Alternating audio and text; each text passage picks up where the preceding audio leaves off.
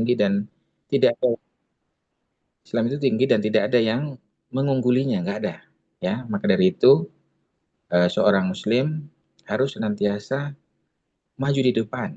Ya, antum sebagai generasi salaf, ya, sebagaimana dalam hadis Nabi SAW, la yazalu ta'ifatun min ummati zahirin al-haq hatta ya'ti as-sa'ah. La yazalu ta'ifatun min ummati. Tidak pernah putus. Artinya senantiasa ada. La yazalu, senantiasa ada. Ta'ifah, ya, satu kelompok min ummati dari kelompokku. Zahirin al-haq, yang membela kebenaran.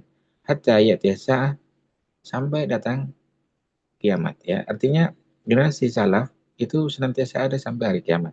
Dan kita, ya, mudah-mudahan bagian dari mereka, ya, yang menjadi penyambung, ya, generasi salaf, terus berada di depan, ya. Artinya berada di banyak sisi, di keguruan, di pendidikan, di mana-mana, siasa Islami dan seterusnya. Mungkin siasa kita masih demokrasi, tapi kalau kita banyak mungkin bisa merubah, ya. Ini kalau banyak artinya eh, pemimpin kita kan cerminan dari kita, ya. Artinya ketika adanya seperti ini, mengapa? Karena mungkin kita dulu sempat dijajah oleh bangsa-bangsa kafir sebelumnya, ya, Jepang dan sebagainya, Belanda, ya, sehingga kaum muslimin mengalami kemunduran, ya, kemunduran. Nah, ini sekarang kan sudah merdeka. Nah, tentu perlu kita isi dengan apa ya, keislaman, ya, sesuai dengan manhaj para salaf terdahulu. Nah, dan kita harus maju ke depan. Tidak boleh hanya, ya, berada di belakang, hanya jadi penonton, jangan. Kita harus menjadi pemain, ya. Nah, pemain yang benar tentunya, tidak kemudian tersibuk oleh mereka, tapi kita yang mensibuk mereka. Ya. Maka dari itu pentingnya mata kuliah ini adalah bahwa generasi Islam harus melek dengan Al-Quran. Ya, harus melek dengan Al-Quran, tidak boleh mundur atau kalah dengan mereka. Ya. Kemudian tafsir Tarbawi ini sebenarnya versi-versi yang versi-versi lain, ya, dari artinya dari buku-buku yang berbau orientalis atau berbau liberal itu banyak, ya. Nah, maka dari itu kita kupas di sini mata kuliah Tarbawi yang uh, lebih banyak me, mengedepankan atau memunculkan bagaimana versi salaf, ya. Jadi antum nanti ada banyak judul tadi yang sudah bagi. Harapan anak antum bisa mengupas, ya, pendapat-pendapat para salaf terdahulu berkaitan dengan kajian tafsir ini, dunia pendidikan, ya, sehingga akan memperkaya hasanah keilmuan yang tidak sempat terungkap, ya. Mungkin dulu kan kita para ulama, ya, mau berbahasa Arab, sementara orang-orang talis dia menulis dalam bahasa Indonesia, ya. Maka dari itu, siapa tahu dari tulisan antum, ya, dari makalah antum yang dipresentasikan di sini bisa publish di jurnal, ya, ilmiah, sehingga bisa dibaca oleh banyak orang, ya, bisa dibaca oleh banyak orang, baik dari visi Indonesianya mungkin, ya, maksudnya jurnal berbahasa Indonesia, atau bahkan yang pintar bahasa Inggris misalnya dimunculkan dalam artikel berbahasa Inggris atau bahkan bahasa Arab misalnya, sehingga yang baca lebih banyak lagi, ya, seluruh dunia. Tapi monggo itu sesuai kemampuan antum, ya. Artinya anak tidak ingin antum bikin PPT atau makalah hanya kopas dari makalah-makalah orang-orang yang keilmuan keislamannya masih rendah atau berbau orientalis, berbau dengan liberalisme, ya, jangan, ya. Nah, ini sedikit makan tagline-nya, ya, kampus salap kan gitu, ya. Maka dari itu kajian antum ketika membuat makalah, membuat PPT nanti lebih mendalam, lebih banyak mengambil kaul-kaul para mufassirin, ya, yang berakidah salaf. Baik, ya, di konsep tarbawi, pengertian tadi udah Anda sampaikan, jadi tafsir berkaitan dengan dunia pendidikan, itu tafsir tarbawi. Kemudian tujuan utamanya menggali nilai-nilai pendidikan dari Al-Quran. Quran itu adalah kalamullah, ya. Quran adalah firman Allah Subhanahu wa taala, di mana di sana banyak sekali nilai-nilai pendidikan yang bisa kita ambil, ya. Masalah akidah, masalah-masalah yang sering dikutip, ya, bagaimana apa namanya seorang apa namanya dalam Quran disebutkan, ya, ya bunayya la tusyrik billah nasyirka la dzulmun adzim, misalnya, ya, itu kan juga pendidikan, ya, pendidikan pendidikan yang harus dimiliki oleh setiap kaum muslimin, ya. Hmm. Ya bunayya, wahai anakku, la tusyrik billah, jangan menyekutukan Allah Subhanahu wa taala. Ya, bagaimana ini harus apa namanya terbenam di eh, pada hati-hati kaum muslimin, jadi generasi kaum muslimin. Jadi dia tahu bahwa siapakah dia, siapa, apa tujuan hidup di dunia ini, kan gitu, ya. Jadi apa namanya eh, ma khalaqtul jinna wal insa illa liya'budun ay liya'buduni. Jadi manusia dan jin diciptakan yang tidak ada tujuannya kecuali untuk menyembah Allah Subhanahu wa taala, bukan untuk apa namanya sunda gurau, ya, walaupun memang sunda gurau, tapi banyakkan orang tidak tahu tujuan akan seperti itu, ya. Jadi hidup hanya untuk makan, minum, tidur dan sebagainya, tapi dia tidak tahu tujuan utamanya, ya. Nah, maka sebagai seorang muslim harus mengetahui, ya, apa yang halal, apa yang haram, apa yang harus dilakukan, apa yang tidak, ya. Nah, jadi berbeda dengan tafsir tematik yang hanya untuk tema-tema umum, ya, ini, tapi ini temanya khusus yang berbau pendidikan, ya. Jadi berbeda, ya. Jadi, berbeda dengan tafsir tematik atau tafsir umum. Dan kemudian eh, ya, antum bisa ngambil marojik di, misalnya, di kumpulan, ya, kitab tafsir, ya. Atau tafsir Muyassar dulu misalnya, atau tafsir, ya, tafsir banyak, ya, untuk bisa cek di Maktabah Syamilah, misalnya. Maktabah Syamilah itu banyak sekali kitab-kitab tafsir yang bisa jadi rujukan untuk tema-tema tadi.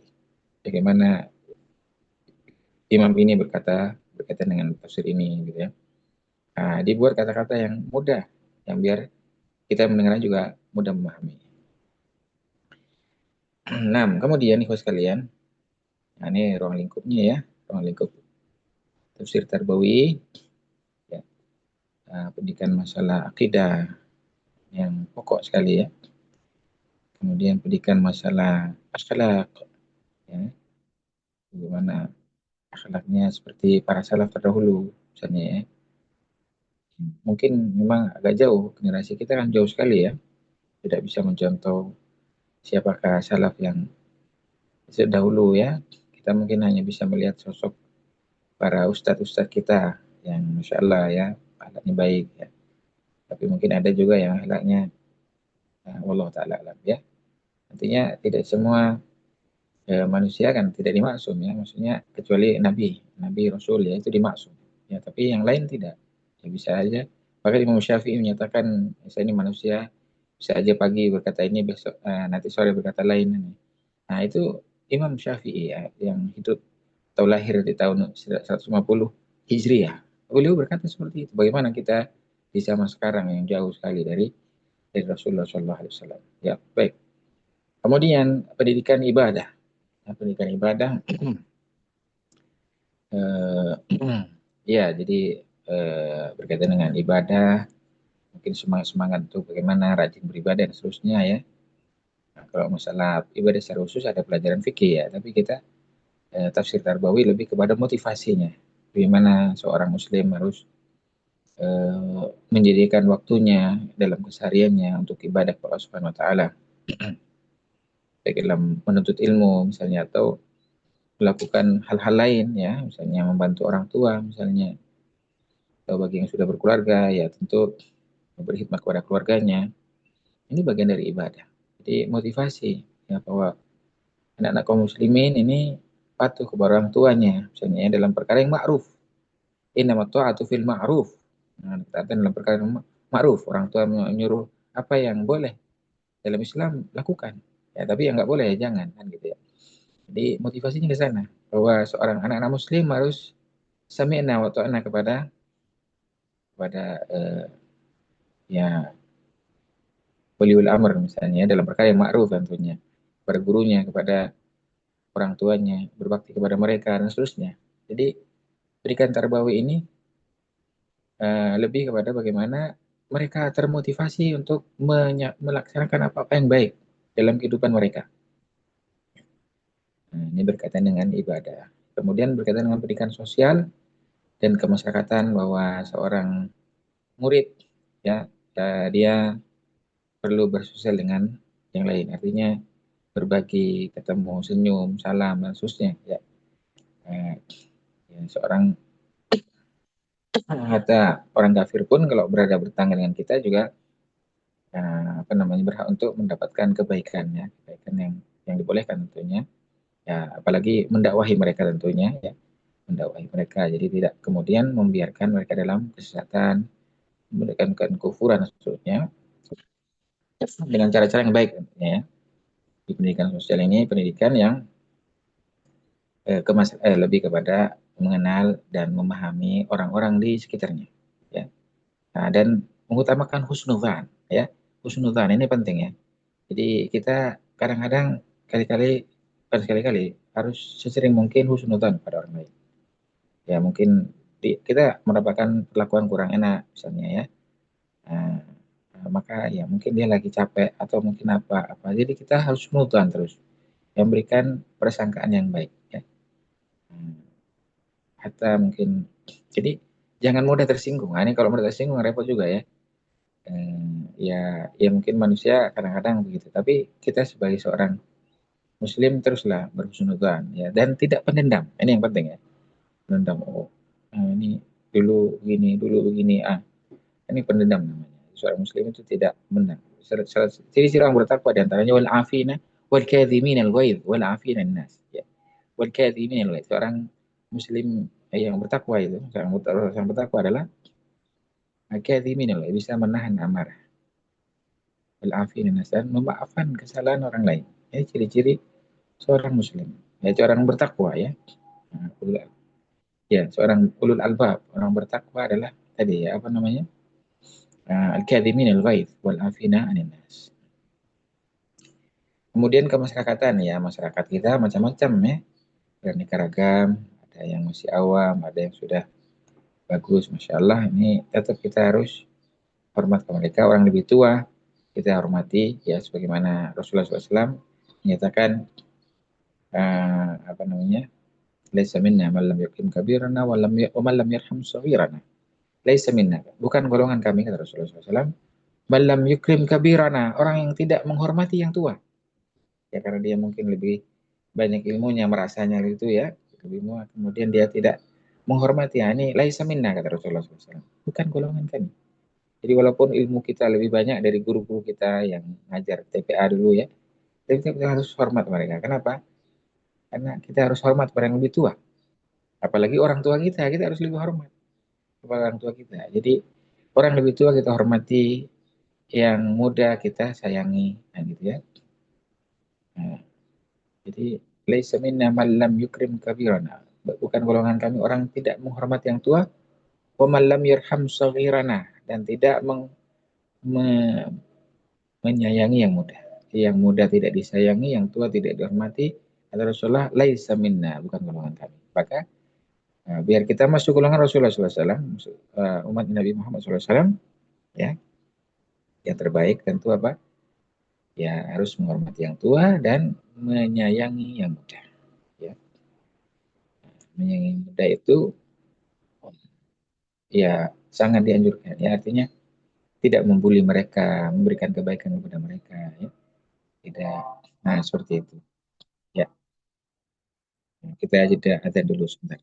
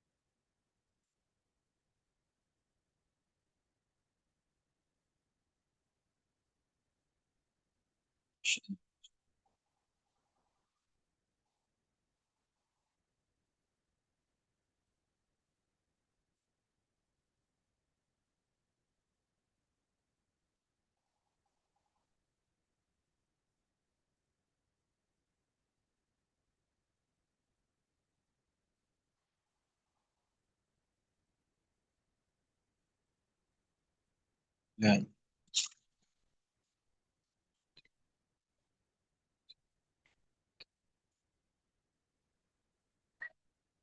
baik, kita lanjutkan ya mengenai hmm, pendidikan ilmu pengetahuan. Kita masih ada waktu sampai 12.10 ya. Jadi ada 25 menit lagi di pendidikan ilmu pengetahuan. Jadi bahwa Islam itu adalah agama yang modern di mana eh, sebagaimana dalam kitab Ushul Salah saya disebutkan ya bahwa ya jika dibutuhkan ya eh, bahwa kita juga perlu mempelajari kedokteran. Artinya di antara kita ada yang harus jadi dokter, harus jadi insinyur dan sebagainya, insinyur teknik sipil, teknik industri dan sebagainya. Ya. Jadi tidak semuanya jadi ulama. Ya, sebagian ada yang perlu fokus mempelajari ilmu-ilmu umum. Ya, maka dari itu kita motivasi mereka, ya mereka yang punya kafaah yang cocok untuk hal tersebut, silakan. Ya, artinya kita perlu fasilitasi mereka ya, sesuai dengan bakat dan minat mereka. Ya. Nah, nah, baik. Kemudian tafsir Tarbawi ya, ini ada metode tematik, metode analitis, metode komparatif, dan aplikatif terhadap konteks pendidikan. Nah, ini kan yang umum di sana ya, tapi kalau kita lebih kepada mengacu kepada pendapat para ulama. Ya, para ulama seperti apa membahas, ya aku tak ambil aja dari pendapat mereka. Ya, jadi kita tidak berkata kecuali ada dalil.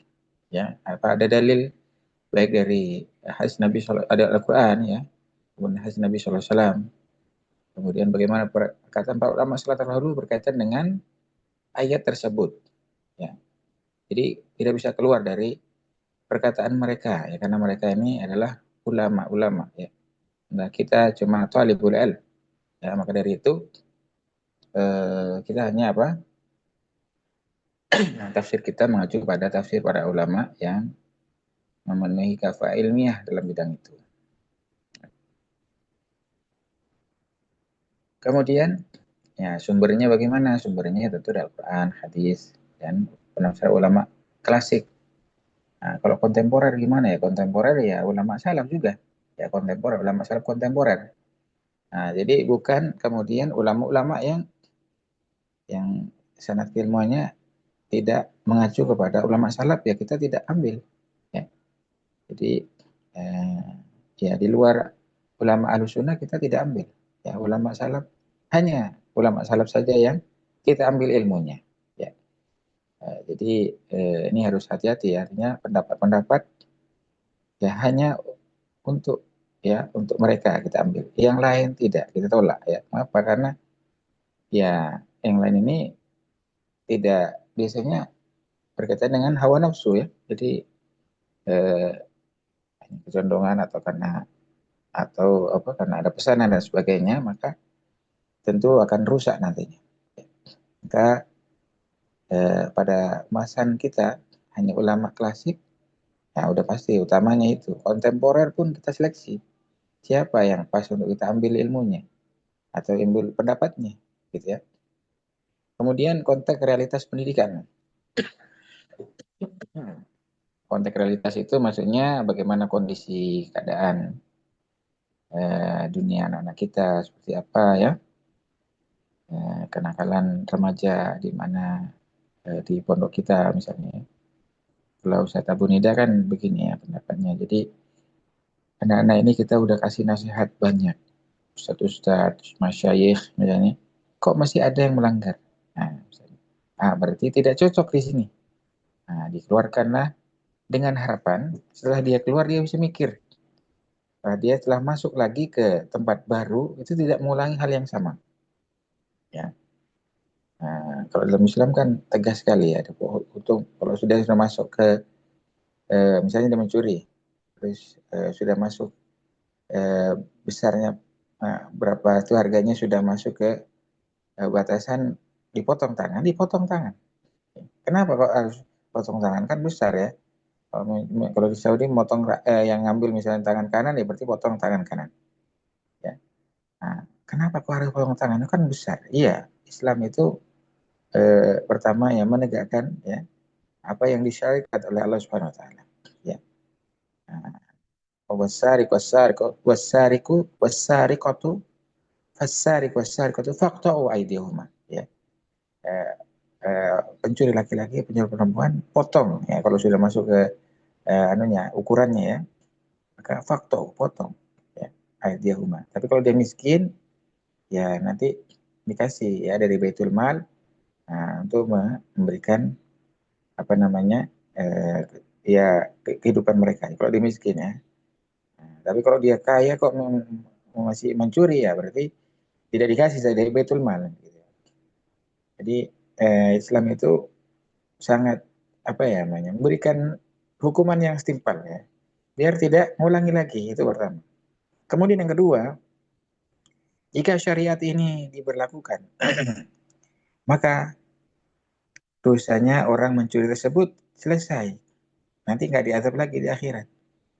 Gitu ya, seperti berzina misalnya, dia di apa namanya dicemeti ya 100 kali ya. Nah, fajridu kullu wahidin minhuma mi'ata jaldah. Ya. Yang laki-laki yang perempuan dicemeti 100 kali. Kenapa? Biar selesai, sudah nggak dihukum lagi di akhirat. Ya, itu yang belum menikah dan belum pernah menikah. Yang laki-laki, yang perempuan belum pernah menikah. Tapi kalau sudah menikah, lebih besar lagi ya. Zina muhsan misalnya dirajam gitu ya. Kenapa? Dia dia memberikan apa ya namanya efek jerah bagi yang lain. Tidak melakukan hal tersebut. Karena sudah dimudahkan, sudah punya istri misalnya. Atau sudah pernah punya istri, punya suami. Ya, tentu sudah tahu artinya bagaimana ngerem ya. Oh ini bukan hak saya, harus nikah dulu kan gitu ya. Jadi jauhi perkara-perkara yang menyebabkan pada perzinahan. Ya, jauhi. Jadi jangan mendekati perzinahan haram gitu ya. Pacaran dan lain-lain maka ketika sudah ingin menikah atau segera cari. Jadi Syekh bin Bas pun anda pernah baca tulisan beliau. Nah, remaja-remaja di masa sekarang kalau ada yang pengen menikah segera menikah. Atau walau berhutang pun nggak apa-apa. Ya begitu saking saking ini menjaga diri ya. Jadi jangan ada namanya perkenalan-perkenalan yang tidak benar ya. Artinya ya cukup laki-laki saja, perempuan saja. Kalau sudah pengen menikah, cari di sumber-sumber ya dari ustaz-ustaz kita misalnya yang punya apa namanya referensi untuk ta'aruf dan seterusnya sampai ke pernikahan. Artinya jangan cari jalur-jalur yang tidak benar. Ya. Ini dalam konteks realitas pendidikan. Biar apa? Biar nanti anak keturunannya benar. Biar anak keturunannya menjadi anak-anak yang soleh, solehah. Ya, maka harus dari awal sudah dicari dari jalur yang benar ya. Nah, cara yang benar. Kemudian dipelihara di tempat yang benar. Maksudnya dimasukkan ke sekolah-sekolah ya yang kurikulumnya benar. Ya, maksudnya tidak ada ikhtilat ya, tidak ada ikhtilat. Terus akidahnya benar sehingga tidak melakukan pelanggaran-pelanggaran berikutnya. Ya, ini konteks realitas. Jadi kalau anak cukup lama mengajar ya di pondok-pondok itu, biasanya anak-anak pelanggar-pelanggar sampai ada yang minum khamar, ada yang liwat dan sebagainya. Ini karena pendidikan sebelumnya tidak benar. Walaupun dia udah masuk salaf ya misalnya ya, anaknya sudah masuk ke ma'had salaf, pondok salaf. Tapi orang tuanya masih awam, masih bergelimang dengan dosa. Maksudnya akhirnya anaknya melakukan pelanggaran di pondok ya. Jadi iya realitas pendidikan ya seperti ini. Jadi pondok-pondok salaf tidak semua anak-anaknya itu berasal dari keluarga salaf, tapi ada yang dari keluarga umum. Nah, dan ini yang kadang-kadang membawa masalah, ya masalah di baik di sekolah atau di pondok. Maka bagaimana biar kita tidak seperti itu? Ya orang tuanya harus hijrah. Ayo, banyak kamu salaf, ya, milih mana gitu ya. Biar dia rajin ke masjid dan seterusnya. Ya karena ya anjuran para ulama seperti itu. Jadi ini realitas pendidikan kita ya. Ada yang bully dan sebagainya. Ada bully berarti orang tuanya bermasalah biasanya ya. Jadi, atau pendidikan sebelumnya bermasalah. Atau broken home. Misalnya broken home itu ya keluarga yang tidak sakinah ya akhirnya atau bahkan firaq akhirnya terjadi ketimpangan dalam pendidikan ya. Nah, ini kenyataannya banyak masalah-masalah di sekolah atau di pondok itu karena orang-orang bermasalah ya. Jadi masalah timbul karena orang-orang yang bermasalah ya. Seperti itu. Wallahu taala alam. Kemudian nih sekalian, kita masih ada waktu sekitar 15 menit ya. Ini contoh ayat-ayat terbawi untuk bisa mati ya. Surat Luqman ayat 13 mengenai pendidikan keluarga dan juga akhlak ya. Akhlak. Eh, jadi bagaimana mendidik keluarga di atas manhaj yang benar, bagaimana mendidik keluarga kita, istri kita, anak-anak kita menjadi hamba yang muwahhid ya, hanya menyembah Allah Subhanahu wa taala, tidak menyembah dukun ya, tidak tidak berkontak dengan mereka ya, tidak berkontak dengan kuburan ya kesyirikan-kesyirikan ya misalnya ya. Karena ya atau kebid'ahan. Ini memang faktanya banyak di lapangan seperti itu ya mereka ziarah kubur ya ziarah kubur boleh tapi tidak dengan cara-cara yang bid'ah atau berdoa kepada ahli kubur ya la yajuz nggak boleh ya. Jadi idza sa'alta fas'alillah wa idza ista'anta fasta'in billah. Ya kalau minta-minta hanya kepada Allah bukan kepada orang yang sudah meninggal. Nah, kalau minta doakan orang soleh ya boleh tapi kalau sudah meninggal ya sudah selesai ya kalau mau doakan mereka ya sebagaimana apa namanya Rasulullah Assalamualaikum ila ahlad diyar misalnya. Nah, selamat apa namanya ya semoga Allah berikan keselamatan bagi kalian wahai penghuni kubur ya. Nah, jadi Rasulullah mendoakan mereka ahli kubur dan menjadi pendidikan bagi kita bahwa kita akan masuk ke sana nanti ya. Jadi mengingat ya bahwa ya kullu nafsin dha'iqatul maut. Setiap manusia akan menjumpai kematian. Tidak ada yang kekal ya kecuali Allah Subhanahu wa taala. Kemudian pendidikan akhlak, bagaimana seorang anak menghormati orang tuanya. Wala takul lahuma uf. Janganlah berkata kepada mereka berdua, saja nggak boleh, apalagi lebih. Wala tanharhuma dengan bentak mereka. Wa qul lahuma qawlan karima dan katakanlah kepada mereka perkataan yang baik. Ya. Jadi dengan orang tua harus ya kalau kita nggak bisa apa ya namanya berkata yang baik lebih baik diam kan gitu ya. Atau ya dengan perbuatan-perbuatan artinya. Nah, kalau lagi marah ya sudah nggak usah melawan, udah diam aja. berbakti kepada orang tua kan gitu ya, berbakti kepada orang tua, dan anak-anak diajari untuk seperti itu. Ya. Kemudian ada alat 1 sampai 5 bagaimana urgensi literasi, bahwa kita seorang Muslim harus banyak membaca, ya, banyak membaca bacaan-bacaan yang berguna bagi kita dari kalangan para ulama salaf terdahulu. Ya bagaimana ya khairul jalis al-kutub kan ya, sebaik-baik tempat teman duduk itu adalah kitab. Ya. Jadi para ulama itu sangat rajin membaca. Sampai dikisahkan ya ada seorang thalibul ilmi zaman dulu sampai eh, menumpuk surat-suratnya. Kalau dulu kan surat ya, nggak pakai apa PA atau email, nggak ada. Dulu suratnya menumpuk dulu, sudah penuh baru dibaca. Tapi kabarnya udah usang, ya udah meninggal, yang sakit udah meninggal, nah, dan seterusnya. Jadi artinya mereka saking sibuknya dalam membaca kitab-kitab para ulama terdahulu, belajar ilmu-ilmu mereka, sampai apa ya namanya, saking sibuknya ya, sampai tidak sempat membaca surat, ya, saking sibuknya dengan menghafal Quran, saking sibuknya dengan thalabul ilmi, sampai lupa segalanya. Ya inilah ya urgensi literasi ya. Jadi eh, ya bacaan kita harus, ya jangan sembarangan, artinya buku-buku yang tidak recommended ya, misalnya yang apa mengandung kesehatan syubhat dan sebagainya, ya tinggalkan, ya nggak usah baca, apalagi beli, ya jangan ya. Nah karena nanti akan dibaca orang lain, kalau kita beli ke rumah dibaca orang lain, jadi harus hati-hati dalam mengkoleksi buku-buku. Kemudian ya surah An-Nahl ayat 125 misalnya tentang metode dakwah dan komunikasi, bahwa kita berdakwah dengan baik ya. Udu ila sabili rabbika bil hikmah wal mau'izatil hasanah wajadilhum billati hi ahsan, misalnya. Di dalam berdakwah kita harus santun ya, ya, tidak tidak apa namanya, membuat jarak dengan mereka. Bagaimana kita bisa berdakwah dengan mereka kalau kita membuat jarak? Kita nggak buat jarak aja karena mereka, oh beda nih, ya ada jenggotannya, ada celana cingkrang, mereka udah ngambil jarak gitu ya. Apalagi kita menambah masalah dengan perkataan kita, dengan sikap kita dan sebagainya, maka makin jauh. Maka sebaiknya ya seorang muslim ya dengan muslim yang lain harus baik ya. Walaupun mereka belum paham dengan sunnah, misalnya ya harus baik sama mereka. Senyum, salam, dan seterusnya. Nah, ada baiknya ya tadi dikondisikan ya.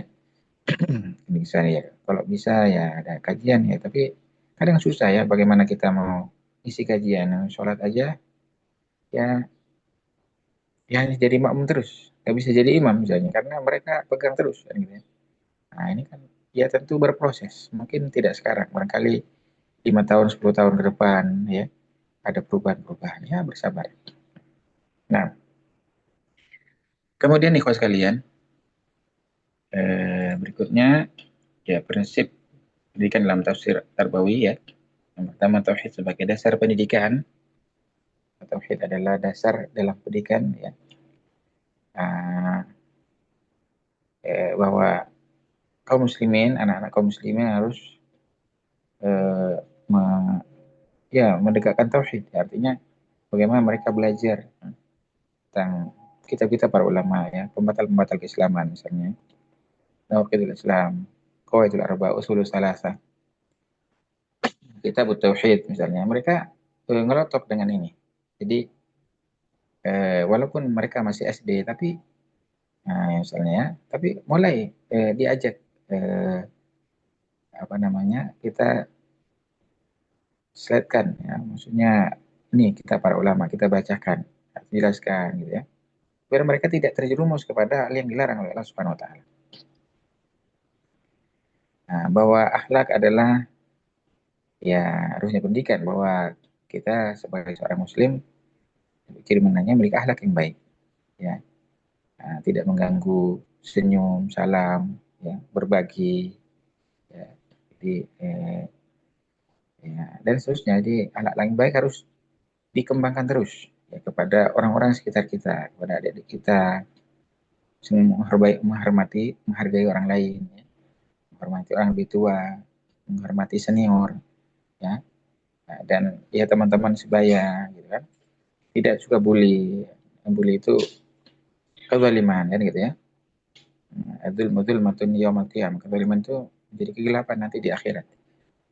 Maka dari itu jauhi, ya, bahwa nanti siapa yang buat kezalim nanti uh, akan di apa? Ditimbang, ya, ditimbang amal-amalnya di akhirat. Ya, mungkin Rasulullah juga pernah mengatakan, atadruna manil muflis, tahulah kalian siapa orang yang bangkrut, ya, orang banyak amalnya tapi habis. Ya, kenapa? Dia suka mengganggu orang, suka mengganggu temannya, suka mengganggu dengan lisannya, suka mengganggu dengan tangannya, ya, mengambil dan sebagainya, sebagainya. Maka ini apa? Nanti akan menjadi orang yang muflis. Alhamdulillah, waliyadzubillah. Kemudian nih sekalian bahwa ilmu sebagai pilar utama. Jadi maksudnya bahwa seorang bertakwa itu ibarat orang yang berada di padang duri. Dia hati-hati, tahu ini yang halal, yang haram, yang halal dikerjakan, yang haram tidak mau dikerjakan, gitu ya, dijauhi. Ya. Jadi seorang muslim harus berilmu, harus terus menuntut ilmu, ya. Jadi jangan merasa cukup, apalagi kalau di sekolah-sekolah umum jam pelajaran agama hanya 2 jam. Ini sangat kurang sekali. Kalau ilmu agama itu sangat luas, maka tentu mudah-mudahan ke depan ya bisa diperbaiki. Jadi materi agama harus lebih banyak dari materi-materi umum. Karena itu lebih mereka butuhkan daripada ilmu-ilmu yang lain. Ya, ilmu agama jauh lebih kita sangat, bukan hanya jauh, lebih lebih kita butuhkan daripada yang lain. Ya. Nah, ilmu umum ya mungkin yang penting-penting ada matematika, bahasa Inggris, bahasa Indonesia misalnya. Ya silakan dipelajari, ya. Kalau kita butuh untuk berdakwah, untuk tulis-tulis apa namanya karya ilmiah, sebenarnya kan butuh bahasa Indonesia yang benar, butuh bahasa Inggris yang benar misalnya kalaunya. Kemudian menghitung, bagi sebagai pedagang harus tahu bagaimana hitung-hitungan sehingga dia tidak rugi. Nah itu hanya kebutuhannya itu saja. Atau kalau pengen lebih dalam, misalnya ingin mendalami kedokteran, ya silahkan. Nah, ada jurusan yang sana. Tapi keumumannya bahwa kita seorang Muslim harus mengetahui bagaimana ilmu syariah lebih utama, ya. Dan itu wajib, fardu ain, ya, bagi setiap Muslim, tidak terkecuali. Nah, bahkan Syekh Muhammad Abdullah menyatakan termasuk pembatal keislaman adalah tidak mau belajar agama. Ya, dia acuh-acuh nggak mau belajar belajar agama. Ya, ini masya Allah. Nah, kita jauh dari yang seperti ini. Jadi kapan kita belajar agama? Selamanya. Imam Ahmad menyatakan atlubul ilm hatta adkhulal kubur. Satu menuntut ilmu, mencari ilmu sampai datang kematian. Jadi nggak ada putusnya, menuntut ilmu terus. Walaupun sudah doktor, sudah profesor sekalipun, dia tetap harus menuntut ilmu. Kepada siapa? Kepada orang yang belum kita ambil ilmunya. Kepada ulama-ulama yang recommended tentunya. Baik, eh, kita ada 4 menit, ya. Mungkin ada pertanyaan sebelum kita tutup. Monggo silakan.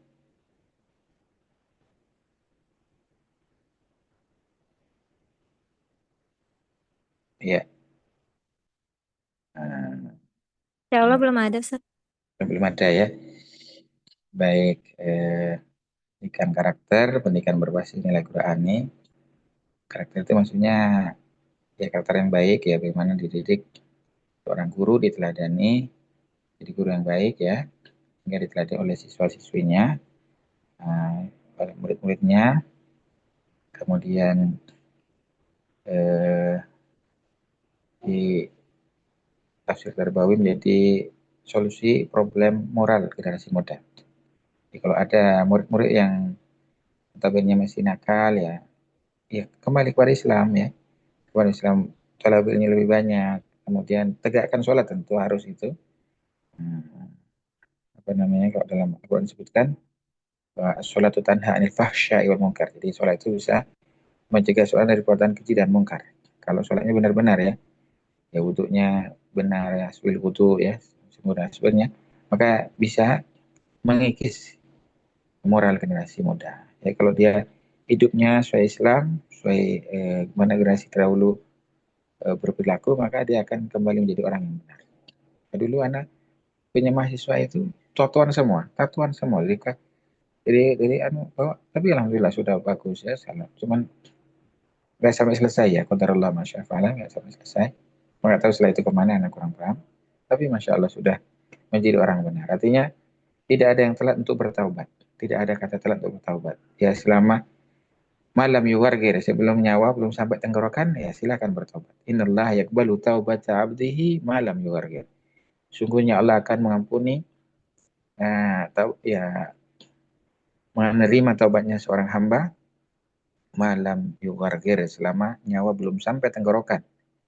Maka ya mari kita semua ya, maksudnya bukan hanya yang jauh ke sana, tapi yang kita mungkin ada kesalahan, segera minta maaf kepada Allah Subhanahu wa taala. Kalau berkaitan dengan anak Adam, ya mintalah maaf kepada sesama kita ya. Kalau saya sama si fulan, sama Ustaz fulan, minta maaf lah, kan gitu ya. Atau ya tadi, jadi anak-anak kita dikembangkan itu untuk mudah meminta maaf ya, dan mudah memaafkan tentunya ya. Mudah minta maaf dan mudah memaafkan. Jadi kalau misalnya kita ada salah, karena manusia seperti Rasulullah menyatakan, kuli ibn Adam khata'un. Setiap anak Adam itu ya salah gitu ya. Nggak ada yang 100% benar, ada salahnya ya. Wa khairu khata'in at-tawwabun. Sebaik-baik orang yang salah adalah orang yang bertaubat. Jadi dalam sehari semalam mungkin ada salah kita, ya minta maaf kepada Allah Subhanahu wa taala. Kalau berkaitan dengan Adam ya, ya minta maaf kepada yang bersangkutan ya. Jadi jangan nunggu nanti-nanti, kan kita nggak tahu ajal kita sampai kapan ya. Jadi jangan nunggu hari raya, kita nggak tahu hari raya masih ada apa enggak kan gitu. Jadi artinya kapan kita ada salah, kita minta maaf ya.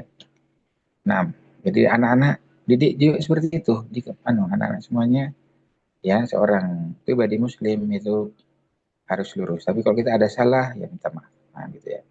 Problem generasi muda termasuk minta maaf kepada Allah Taala. Kita punya dosa-dosa yang lalu ya, banyaklah istighfar kepada Allah Subhanahu wa taala ya, banyak istighfar. Jadi kalau kita diingatkan dengan dosa-dosa masa lalu, misalnya banyak istighfar kepadanya ya. Kemudian integrasi kurikulum pendidikan Islam. Jadi kurikulum pendidikan Islam ya menyatu ya dengan Al-Qur'an, dengan sunnah, dengan pemahaman para salaf terdahulu ya. Maksudnya menafsirkan Al-Qur'an dan sunnah sesuai dengan pemahaman para salaf terdahulu, dan terintegrasi, artinya tidak ada eh, ya ilmu yang tidak terintegrasi dengan Islam ya. Ya, hatta ilmu sains pun ada bagian tertentu yang selaras, bahkan ya dalam Al-Quran pun diterangkan ada gitu ya, tentang persendian, tentang banyak hal ya. Jadi dalam Al-Quran itu eh, ya banyak yang berbau sains, apalagi yang notabene pendidikan keislaman, yang sains aja masih ada yang sinkron dengan apa namanya, ayat Al-Quran ataupun As-Sunnah. Baik, ikhwas sekalian, kita sudah 12:10 ya, 12 lah malah, lewat dikit. Jadi ini adalah mukadimah kita untuk eh, pekan depan sudah mulai presentasi. Jangan lupa 2 orang yang sudah kita tuliskan tadi itu bisa presentasi pekan depan ya. Nanti mungkin Ana tambahkan apa yang perlu ditambahkan berkaitan dengan materi yang terkait dengan apa yang dibahas di hari itu.